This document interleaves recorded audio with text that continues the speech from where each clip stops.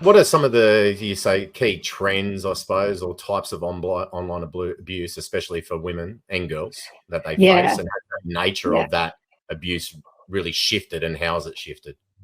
Yeah, so typically women will be abused in a range of different ways, but often it's around defamatory comments, unwanted messages.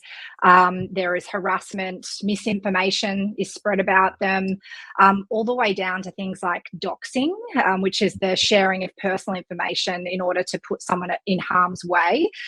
So we see that a lot of that, for example, with journalists. You know, there's a statistic that UNESCO said that 73% of female journalists have experienced significant online abuse, and you know their personal details, like their home address, for example, has been released. So you can imagine how much risk that places that person in.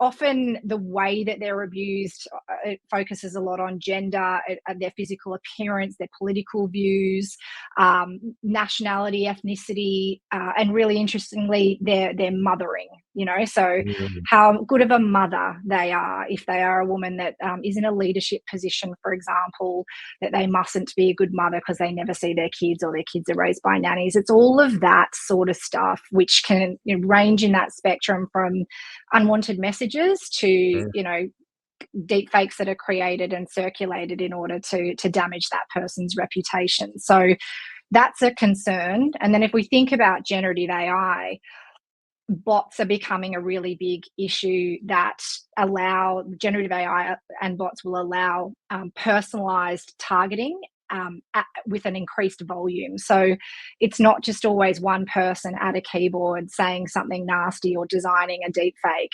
When you Right. use bots, you automate that abuse. So that abuse can come in hundreds of times a day, 7 days a week, for 12 months of the year.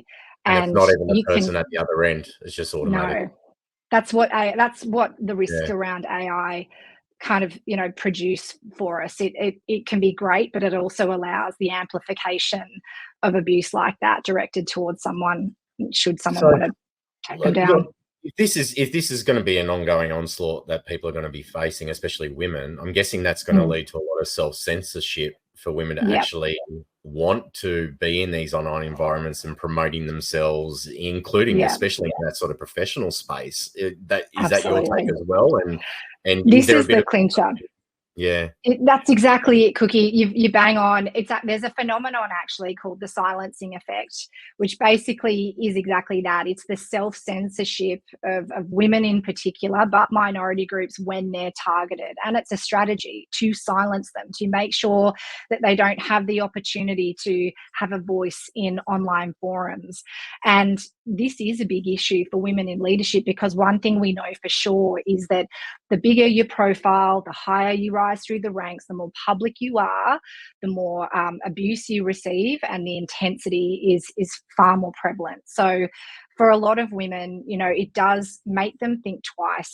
There's a lot of statistics to show that they actually won't step into leadership positions because of this.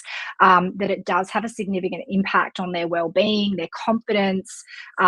There's, you know, a percentage. I'm trying to think what it was, about 22%, I believe, of women who have said that they actually stopped their online activity for work purposes because of the abuse that they received, and 1 in 4 would choose not to go into leadership positions because of it. So this is an issue.